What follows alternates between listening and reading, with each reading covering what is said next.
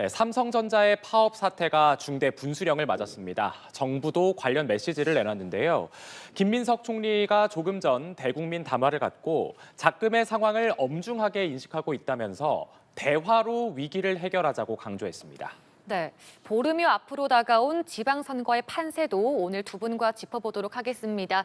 배종호 한국정치평론가 협회장, 정오김 전 국회의원 나오셨습니다. 두 분 안녕하십니까? 네, 안녕하세요.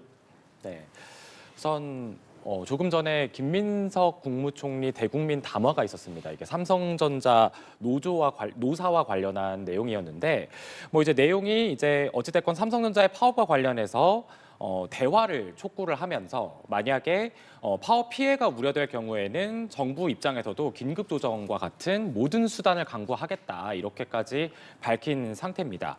사실 내일 지금 노사가 협상을 다시 재개를 하기로 했는데 노사 협상은 어떻게 될 걸로 보십니까? 내일 노사 협상 중앙노동위원회가 지금 2차로 사후 조정에 들어가는데 내일 이 2차 사후 조정 회의가 중대 분수령이 될 것이면 틀림없습니다. 내일 기준으로 이제 D-3일인데 내일도 만약에 노사 간의 협상이 타결이 되지 않으면 이제 파업에 21일부터 들어갈 가능성이 매우 높아지기 때문에 내일은 어떻게든지 이제 노사가 머리를 맞대서 한 발짝씩 좀 양보해서 협상을 타결할 필요가 있다. 그래서 지금 김민석 국무총리가 대국민 담화까지 내놓으면서 지금 상황이 매우 엄중하다. 노사는 좀 합의점을 반드시 찾아달라. 그렇지 않으면 이제 정부의 강제 개입, 긴급조정권 발동도 시사하는 이제 그런 상황 아니겠습니까?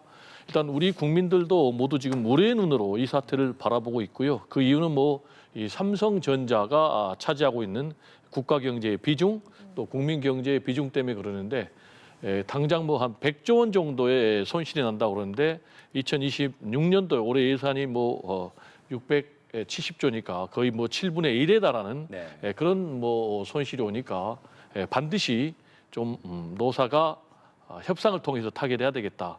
이게 삼성전자만의 문제가 아니고 전체의 국가의 수출도 차질을 빚고 금융시장도 불행이 되고 또 협력업체들이 있거든요. 그러면 협력업체들의 고용 문제라든지 경영 문제까지도 이어지고 또 전체 국가에 투자하는 외국인들의 투자 문제까지도 있기 때문에 반드시 좀 노사가 협상으로 지혜롭게 타결해 달라라는 말씀을 저도 부탁을 드리고 싶습니다. 네. 어쨌든 지금 노사가 내일 협상 테이블에 오르기는 하는데 이게 참 이견을 좁히는 게 쉽지는 않아 보입니다. 굉장히 강대강 대치를 이어가고 있는 상황이어서요. 노사 협상은 어떻게 될 걸로 보시는지요? 노사 협상이 지금 무조건 타결되어야 되는 상황입니다. 그렇기 때문에 정부, 특히 이제 중앙노동위원회의 중재, 거중 조정 역할이 굉장히 중요할 것 같고요. 이거를 우리가 만약에라는 그런 그 단서로 해서 여러 가지 시나리오를 상정하는 자체가 상당히 무의미한 측면이 있습니다. 이미 말씀드렸듯이 삼성은 협상이 타결되지 않을 가능성에 대비해서 생산량을 지금 조정하는 상황에 접어들었고요. 그다음에 우리나라의 주가를 그동안 이렇게 상승시켜온 동인이 됐던 것이 솔직히 SK 하이닉스와 삼성전자 아니었습니까? 그리고 지금 그 정부가 결국은 우리나라의 반도체 산업을 중심으로 해가지고 다른 산업도 같이 동반 상승할 수 있는 하나의 모멘텀을 만들어야 되는 중요한 시점에서 지금 영업이익을 어떻게 배분하느냐를 가지고 이렇게 갈등에 치닫는다라는 거는 비단 우리 사회 문제뿐만 아니라 어제 삼성전자의 이재용 회장이 외국의 소비자와 투자자에게 사과의 그 멘트를 하지 않습니까? 이게 자칫하면 또 코리아 디스카운트로 작동할 수 있다라는 점에서 이 지금 협상은 총파업에 들어가기 전에 무조건 타결을 지어야 된다라는 것이고 그 타결의 여부가 결국은 현 정부의 역량을 그대로 보여주는 하나의 가늠자가 될 것이다. 이렇게 생각이 듭니다. 지금 대국민 성명에서 김민석 국무총리가 파업 피해가 우려된다면 긴급 조정 등 모든 수단 강구하겠다라고 밝혔는데 이 긴급 조정권이라는 건 최후의 수단 아니겠습니까? 이걸 발동한다는 것은 어떤 의미가 좀 있다고 보시나요? 네, 말씀하신 대로 파업도 최후의 수단이고요. 그리고 또 긴급 조정권 발동도 최후의 수단입니다. 그렇기 때문에 노사가 파업에 들어가기 전에 대화로 협상으로 타결하는 게 맞고 그리고 또 이 노사가 협상이 결렬이 돼서 실패돼서 결국 총파업에 들어간다면 정부는 이제 긴급 조정권을 발동할 수가 있습니다. 긴급 조정권을 발동할 수 있는 경우는 두 가지입니다. 하나는 이제 공입 사업의 경우는 공익 차원에서 정부가 긴급 조정권을 발동할 수가 있고요. 두 번째로는 워낙 그 규모가 커서 국민 경제 또 국민의 일상생활에 큰 피해 또 위험이 우려될 때는 이 긴급 조정권을 발동을 할 수가 있습니다. 일단 긴급 조정권이 발생이 된다면 이건 법에 따라서 발생되는 것이기 때문에 노조는 즉시 이 파업을 중단해야 됩니다. 30일 동안 중단해야 되고 이 30일 동안 노사는 협상을 타결해야 됩니다. 그래서 이 30일 동안에 노사가 협상 타결하지 못할 경우에는 정부가 또 강제 개입을 하는데 기본적으로 노사가 자율적으로 처리하는 것이 맞습니다. 정부가 여기에 대해서 개입하게 되면 기본권에 대해서 또 침해하는 것 아니냐라는 그런 논란이 있기 때문에 다시 한번 모든 국민들도 뭐 저하고 같은 생각일 텐데 삼성 노조하고 또 삼성전자가 좀 마지막으로 협상을 타결해 달라라는 말씀 좀 드리고 지금 이제 협상의 쟁점이 성과급을 어떻게 하느냐의 문제 아니겠습니까? 네. 지금 성과급 같은 경우 지금 노조 측에서는 15%를 요구를 하고 있고 그리고 상한을 좀 폐지해 달라. 그리고 세 번째로 이걸 이제 제도화해 달라라는 것인데 금액으로 보면은 지금 노조는 한 6억 정도. 임직원 전체 평균이 그리고 지금 사측이 제시한 금액을 보면은 뭐 한 4억 이상이 될 텐데 결국 양쪽 모두 국민들의 좀 이런 우려 섞인 그런 시선을 의식하면 중간 정도에서 잘 타결이 될 수 있지 않나라는 좀 기대를 해봅니다. 네. 이 긴급 조정권이라는 것이 우리 헌법 33조에 따르면 노동 3권에 부딪히는 측면이 있기 때문에 이 적극적인 개입이 조금 망설여지는 부분도 있습니다. 다만 이런 가능성이 좀 높다라는 대국민 담화가 있었는데 어떻게 좀 보셨어요? 정부로서는 지금 최대한 정치적 노력을 하는 겁니다. 어떻게 해서든지 대화로 문제를 해결하라라고 하는데 그게 안 된다면 결국은 매출은 말할 것도 없고 국가 경제에 직격탄을 가할 정도의 지금 비중이 큰 기업 아니겠습니까?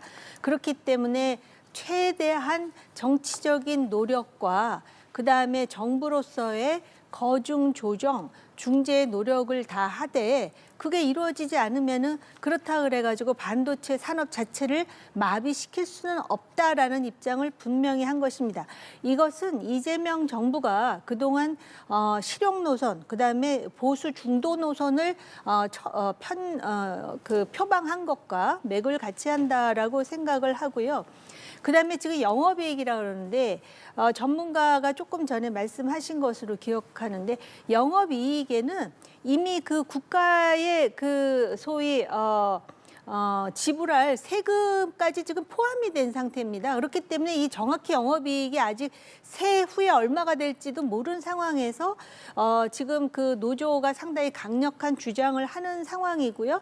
그다음에 삼성 반도체라 그러지만 메모리 반도체라든지 D램이 아닌 파운드리 같은 경우는 그렇게 큰 수익을 얻지 못했다. 그리고 또 나중에 그러면은 지금 이제 주식이 출렁이듯이 나중에 그러면 영업이익이 만에 하나라도 제대로 안 나오면은 그거 다시 토해낼 수는 없는 것 아니겠습니까? 네. 그렇기 때문에 물론 영업이익에 대해서 그 노동에 참여한 노동자들도 충분히 그 객관적 기준에 의해서 보상받을 그러한 어떤 그 권한과 그런 환경이 조성돼야 되지만 주주라든지 또는 투자자라든지 좀 합리적인 관점에서 받아들여질 만한 타협안을 제시해서 이걸 타결을 보는 그런 노사 문화가 향후에 삼성전자에 대한 이미지라든지 왜냐하면 삼전이 전 세계 독점 기업이 아닙니다. 삼성전자에 경쟁하는 많은 글로벌 회사가 있고요. 또 삼성전자로부터 물건을 또 이제 그 받아가는 그러한 어떤 그 구입 업체도 있지 않겠습니까?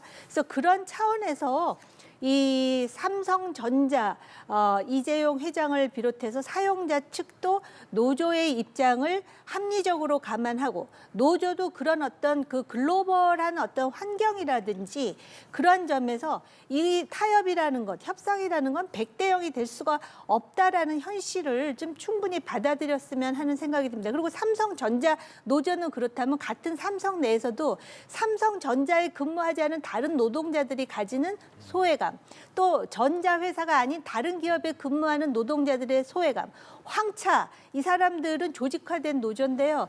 조직화되지 못한 중소기업, 그다음에 자영업의 노조에 대한 고려가 있다면 이렇게 해가지고 하나의 국가적 이슈로 전 국민의 고민과 우려를 자아내는 이러한 식의 지금 분위기는 바람직하지 못하다고 생각합니다. 네. 어쨌든 지금 내일 삼성전자 노사의 협상 결과는 저희도 계속 관심을 가지고 지켜봐야겠습니다. 네, 이제 저희는 보름 앞으로 다가온 6.3 지방선거 소식으로 넘어가 보겠습니다. 우선 지금 서울이나 부산, 대구 같은 이런 어떤 주요 격전지에서 굉장히 지금 진보 진영과 보수 진영의 지지율 격차, 여야의 지지율 격차가 굉장히 좀 줄어들고 있는 그런 상황입니다. 이게 지금 보수 결집 분위기가 반영이 된 게 아니냐, 이제 이런 해석이 나오고 있는데 이런 분위기가 계속해서 이제 좀 앞으로도 이제 선거 때까지 이어질 거다 이렇게 보고 계십니까? 어떻게 보세요? 원래 어떤 선거든 선거 막판으로 가게 되면 진영이 결집되는 거는 현실적으로 그렇고요.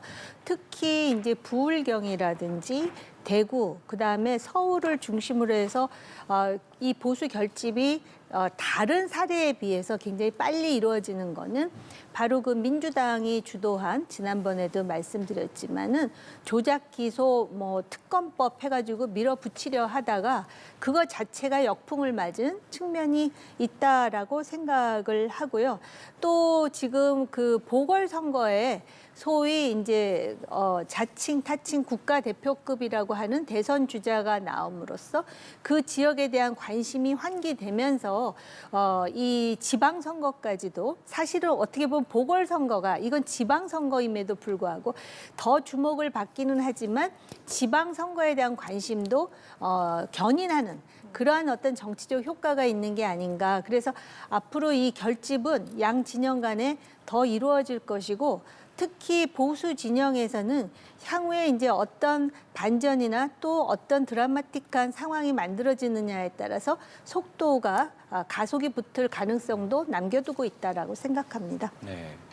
어쨌든 지금 보면 보수 결집세가 점차 강력해지면서 이렇게 여야의 지지율 격차가 좀 굉장히 줄어들고 있는 이런 상황. 그러니까 좀 판세가 어떻게 앞으로 좀 진행이 될 거라고 보세요? 네, 판세는 지금 전체적으로 보면 민주당이 우세한 상황, 그리고 또 국민의힘이 열세에 있는 상황에는 이제 달라진 것은 없고요. 다만 이제 국민의힘이 열세인 상황을 어느 정도 만회하느냐만 이제 달라지고 있고요. 그리고 전체적인 이런 판세의 흐름과 관련해서는 민주당과 국민의힘의 격차가 엄청 많았는데 지금 이제 선거일이 다가오면서 지금 한 이제 보름 정도 남았지 않습니까? 격차가 좁혀들고 있는 것은 사실이다. 네. 이렇게 정리가 될 수 있겠고요. 다만 이제 격차가 좁혀들고 있는 것이 전체적으로 다 이루어지는 것은 아니고 상당히 좀 격전 지역 외에는 나머지 지역은 민주당의 승리가 거의 확실시되고 있다. 그렇다면 이제 광역자치단체장 선거 기준으로 하면 16곳입니다. 네. 16곳 가운데 지금 여야 간의 격차가 좁혀들면서 승부가 예측 프로로 가고 있는 곳이 어디냐 하면은 첫 번째가 영남 지역입니다. 네. 일단 TK 지역, 대구 경북 지역 두 곳하고요. 그리고 부울경, 부산, 울산, 경남 이 5곳은 말씀하신 대로 선거 막바지까지 팽팽하게 접전이 이루어지니까 뚜껑을 열어봐야지 당락이 예측이 될 것 같고요. 네. 그리고 이제 여기에 플러스 알파로 지금 꼽을 수 있는 곳이 서울 같은 곳입니다. 지금 뭐 정원호, 오세훈 두 후보가 여전히 정원호 후보가 앞서고 있는 여론조사 결과는 나오고 있지만 격차가 지금 좁혀지고 있기 때문에 네. 민주당이 꼭 이긴다라고 마음을 놓을 수는 없는 것이고 지금 뭐 그리고 또 한 군데를 살펴본다면 이제 강원도입니다. 강원도지사 선거 같은 경우는 지금 우상호 후보가 김진태 후보를 앞서고 있는 것은 사실이지만 보수세기 때문에 굉장히 강한 그런 곳이기 때문에 끝까지 이길 수 있을지 이 한 7곳 정도를 살펴봐야 되겠고 나머지는 민주당이 승리를 장담할 수 있는 그런 지역이 아닌가 분석이 됩니다. 네. 뭐 이것과 함께해서 지금 다시 또 주목을 받고 있는 것은 이제 이번 선거와 함께 치러지는 국회의원 재보궐 선거입니다. 이게 14곳에서 치러지는데 여기 판세도 한번 보면 이게 지방선거와 마찬가지로 여당이 전반적으로 우세에 있는 상태로는 일단 나타나고는 있는데 그래도 민주당이 14곳 중에 10곳 또 국민의힘은 대구 달성과 울산 남갑 2곳에서 일단 우위에 있는 것으로 분석이 되고 있습니다. 이건 역시도 지금 보면은 이런 어떤 광역자치단체장 선거의 판세와 전반적인 흐름을 좀 같이 가져간다고 봐야 될까요? 일단 재보궐선거는 말씀하신 대로 전체 14곳에서 치러집니다. 14곳에서 지금 민주당 같은 경우는 한 10곳 정도의 우세를 자신하고 있고 네. 지금 또 그리고 국민의힘 같은 경우는 한 곳에서 확실한 우세 또 그리고 하나 더 얘기를 한다면은 역시 이제 TK 지역입니다. 또는 이제 울산 지역인데 이렇게 되고 있고요. 그래서 이 14곳 중에서 최종적으로 민주당 같은 경우는 10곳 플러스 알파를 기대를 하고 있고 또 국민의힘 같은 경우는 한 4석 정도를 기대를 하고 있는데 최종적으로 뚜껑을 열어봐야 될 것 같고요. 그리고 역시 이제 관심 지역은 이제 지금 부산 북갑 그렇죠. 한동훈 후보가 나온 지역 아니겠습니까? 네. 그래서 과연 여기가 단일화가 될 것인가 안 될 것인가라는 부분에 따라서 전체 판세가 확 달라지는 그런 상황이고요. 그리고 이제 경기도 평택 지금 조국 후보가 나오는 곳 아니겠습니까? 여기도 최종적으로 단일화가 이루어지느냐 안 이루어지느냐가 전체 판세를 좌우하는 그런 상황이 아닌가 생각이 됩니다. 네. 그러니까 결론적으로는 어쨌든 지금 단일화 여부가 어떻게 정리가 되느냐에 따라서 지금 판세가 요송칠 수 있고 또 정리가 되는 그런 국면들을 가질 것이다 이런 말씀을 해주셨는데 앞서 말씀해주신 이제 언급해주신 부산 북구갑 같은 경우도 지금 이 하정우 후보와 박민식 후보, 한동훈 후보가 지금 이제 지지율이 나오고 있는 추이를 보면 지금 일단은 한동훈 후보가 박민식 후보보다는 앞서고는 있는 상황이지만 이 두 사람은 아직까지 단일화에는 조금 선을 긋고 있는 상황인 거고요. 이런 상황에서 봤을 때는 결국에는 지금 단일화 상황이 어떻게 되느냐에 따라서도 지금 야당이 어느 정도의 지금 의석을 확보할 수 있느냐 이게 지금 관건이 달린 거잖아요. 예. 이런 상황 어떻게 분석하고 계세요? 지금 이제 보궐선거가 14곳 국회의원. 근데 이 중에서 대다수는 아마 민주당이 유리할 수밖에 없는 게 지금 민주당의 귀책 사유로 보궐선거가 열리는 곳도 있지만 대체로 민주당 소속의 정치인들이 지방선거에 출마함으로써 그 자리가 비어서 보궐선거 지역으로 된 경우가 많습니다. 네. 그렇기 때문에 민주당 우세 지역이 많다라고 보여지고요. 제가 볼 때 국민의힘의 대구라든지 울산에서 유리한 지역 얘기가 나오는데요. 실제로 지금 향후 선거가 끝난 후에 국민의힘도 그렇고 민주당도 그렇고 내부에서 상당한 구조 변화가 일어날 것 같은데 그 구조 변화의 강력한 변수는 국민의힘의 경우에는 부산 북갑이 아닐까 생각을 하고요. 네. 지금 여론조사만으로 보면은 하정우 후보가 오차 범위 내든 이렇게 아직 1등이지만 간극이 계속 좁혀지고 있고 네. 그다음에 한동훈 후보와 박민식 후보의 지지율의 합을 보면은 하정우 후보를 능가하는 그러한 수치가 나오다 보니까 네. 하정우를 대적하기 위해서는 한동훈, 박민식의 단일화가 필요하다라는 주장이 지금 조금씩 제기되고 있는데 그 주장은 특히 국민의힘 또는 보수 지지자들과 부산의 국회의원들이 강력히 주장을 하고 있고 한동훈 후보 측에서는 그것에 대해서 열려 있는 것 같고요. 박민식 후보는 지금 아직까지는 굉장히 완고하게 거부하고 있는 상황입니다. 아마 박민식 그래서 많은 사람들이 상상하기를 박민식 후보는 본인이 이 선거에 이기느냐 지느냐에 대한 관심보다도 끝까지 지역구를 고수하면서 2년 후를 노리는 것이냐 이런 이제 상상을 하게 되고 그다음에 한동훈 후보의 경우에는 지금 굉장히 수치가 빠르게 올라가고 있는 상황입니다. 네. 심지어 어떤 여론조사는 하정우 후보를 오차 범위 내이긴 하지만 뭐 능가했다라는 주장이 나오는 여론조사도 있는 것으로 알고 있는데요.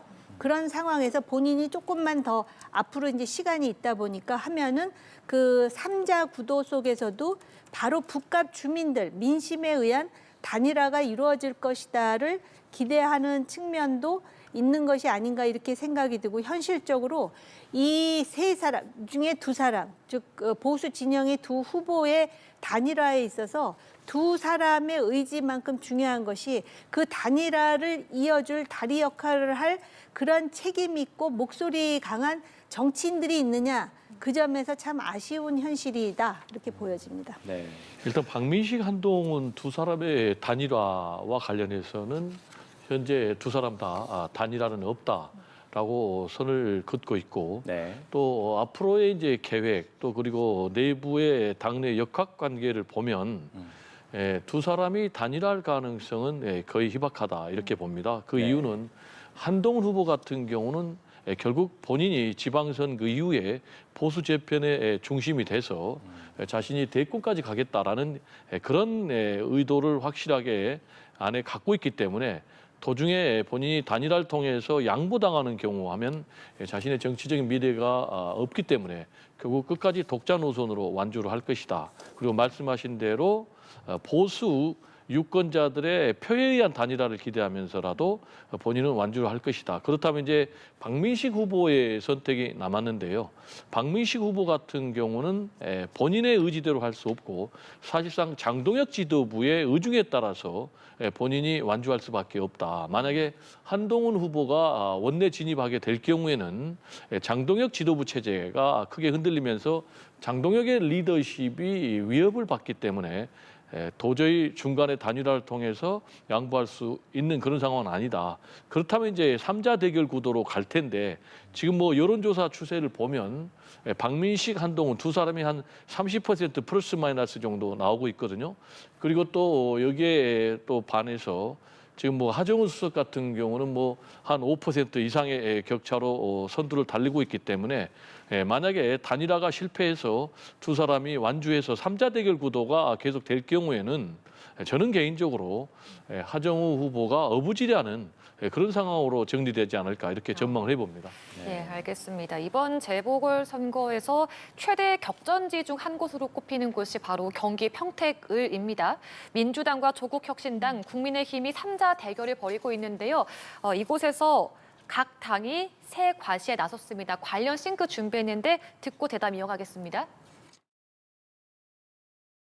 이재명 대통령께서 광주에서 김용남과 포옹했습니다.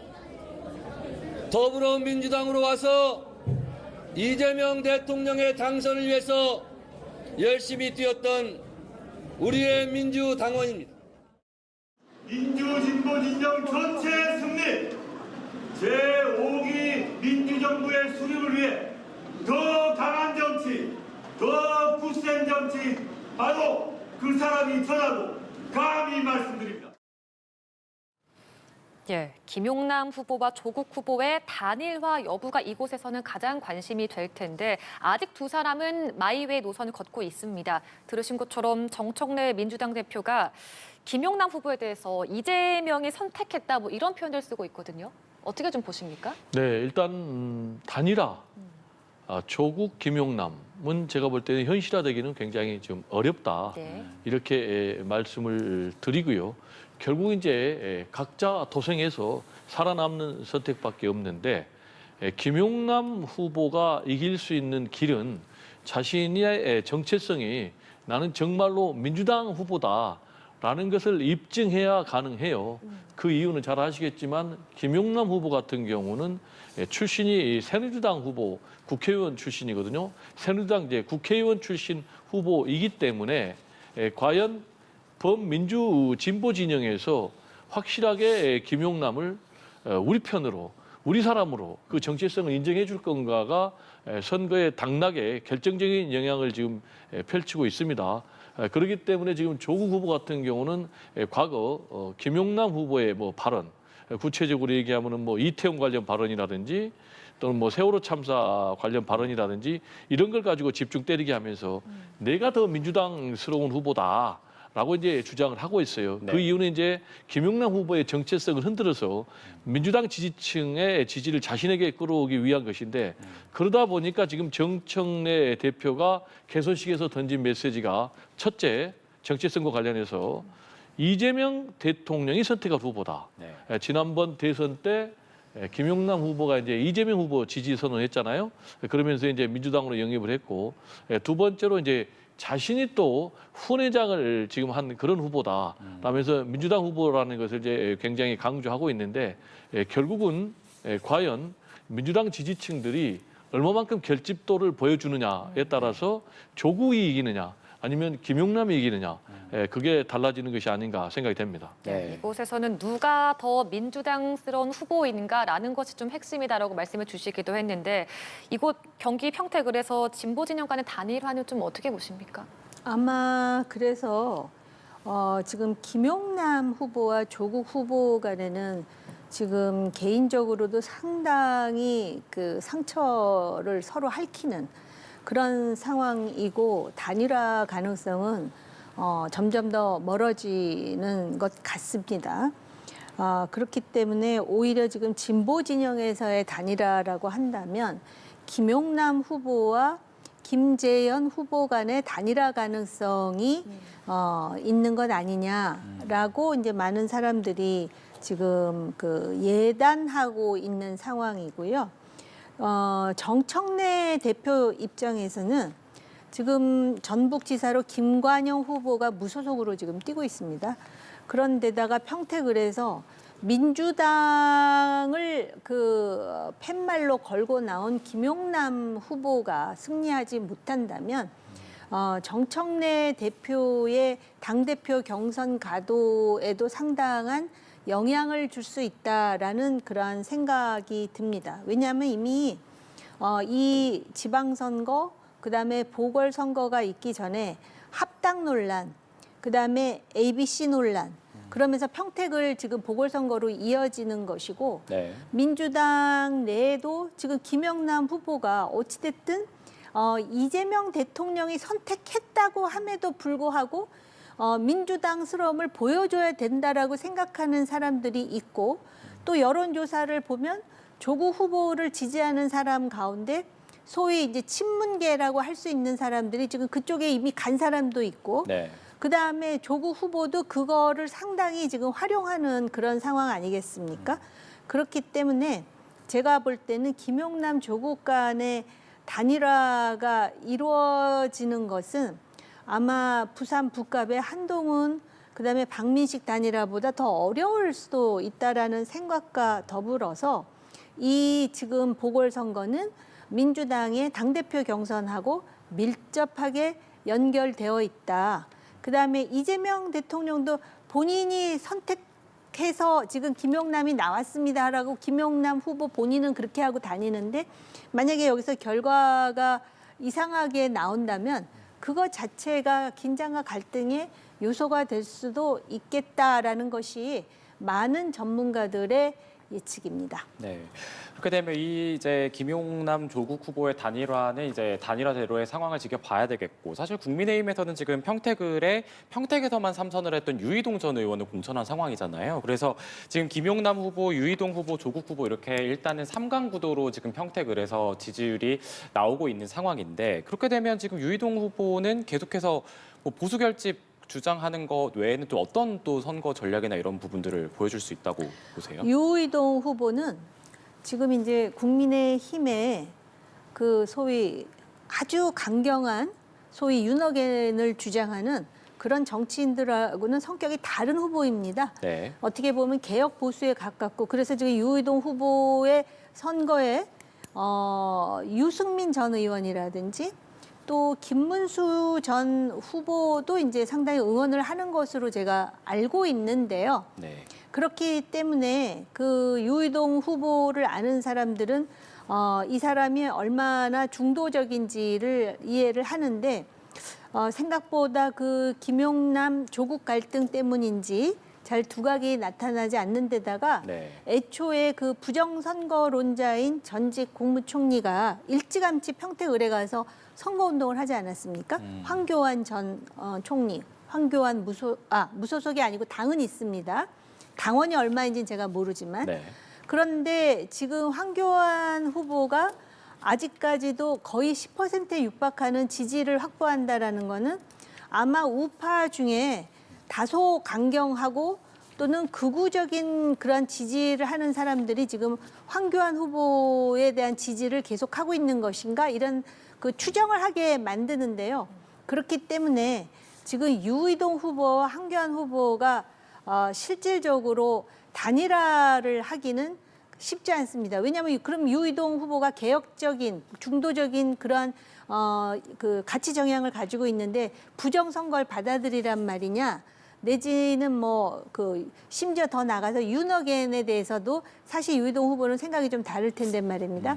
그런데 여기서 정말 국민의힘이 전략적 사고가 있다면 제가 볼 때는 단일화 내지는 합당이 아니라 여기서 수치가 덜 나오는 후보가 일정 정도 스스로 내려앉음으로써 네. 그 소위 그 당선의 가능성을 높여주는 그런 전략적 사고가 필요하고 그게 물밑에서 나름대로 활발한 대화가 이루어져야 되는데 그것마저도 없는가 싶습니다. 네, 알겠습니다. 그럼 다시 이제 또 다른 격전지인 부산 북갑 이야기를 좀 다시 돌아가 보면요. 앞서 계속했던 이제 단일화 이야기인데 이게 지금 어쨌든 박민식 후보와 한동훈 후보가 단일화를 하지 않을 경우에는 지금 민주당 하정우 후보가 승리를 하게 되는 그림이 그려진다. 이제 이런 이야기가 나오고 있는데 어찌됐건 지금 박민식 후보와 한동훈 후보는 완주 의사를 계속 명확히 밝히고 있는 상황이잖아요. 이 상황은 아마 선거 끝날 때까지 계속 지속이 될 거라고 보시는.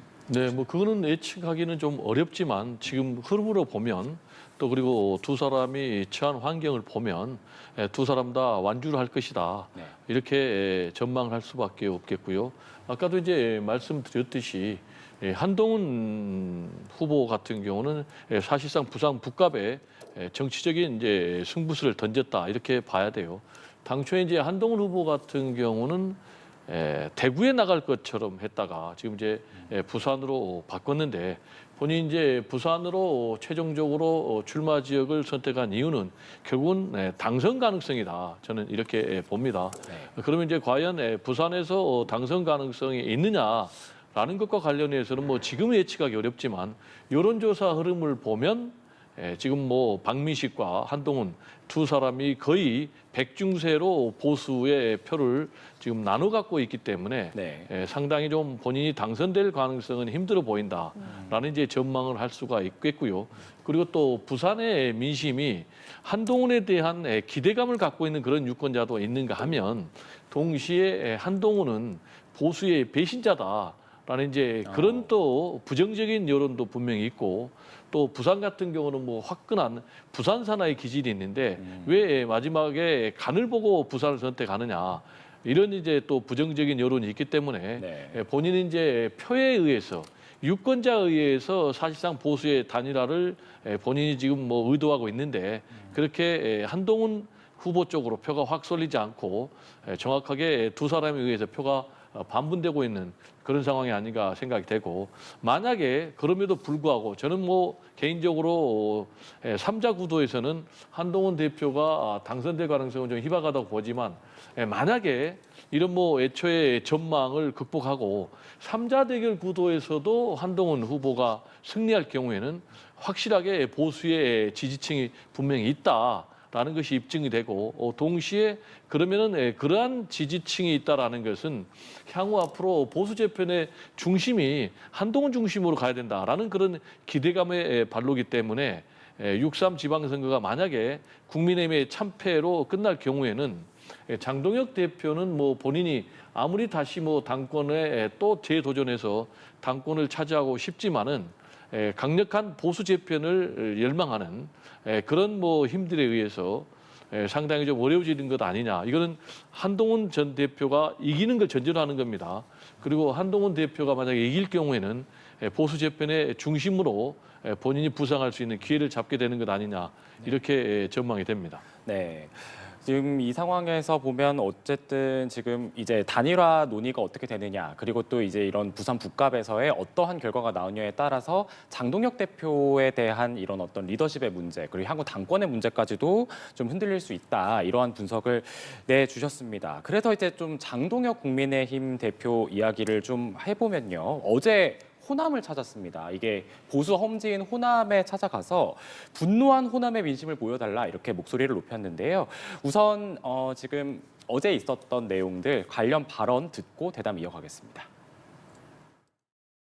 전북에서 우리 국민의힘에 보내주시는 한 표는 저는 그냥 한 표가 아니라고 생각합니다. 이재명을, 민주당을 지켜만 볼 수 없다는 그 분노한 호남의 민심이라고 생각합니다. 깜깜이 선거지에 숨은 민주당 후보들 TV토론 회피한다고 그 허물이 가려집니까? 침대 축구를 한다고 해서 과거 사법 정의와 법치를 유린한 그 추악한 흔적들이 지워지겠습니까?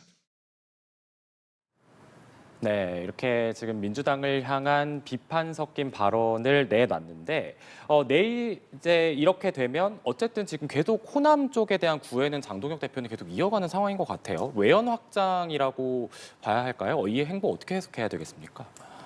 본인은 외연 확장 노력을 하는 것 같고요. 제 생각으로는 호남 지역으로는 외연 확장이 안 될 것 같고요. 네. 아마 이제 그 서울 같은 데서는 장동혁 대표 없이 지금 선거운동을 하고 있는 상황이고요. 조금 전에 그 부산 얘기를 하셔서 제가 조금 첨언을 하고 싶은데요. 네. 여론조사상으로 볼 때 박민식과 한동훈 간의 백중세라는 거는 맞지 않습니다. 네. 지금 여론조사가 지금 격차가 벌어지고 있고 앞으로도 그 한 2주 남았습니까?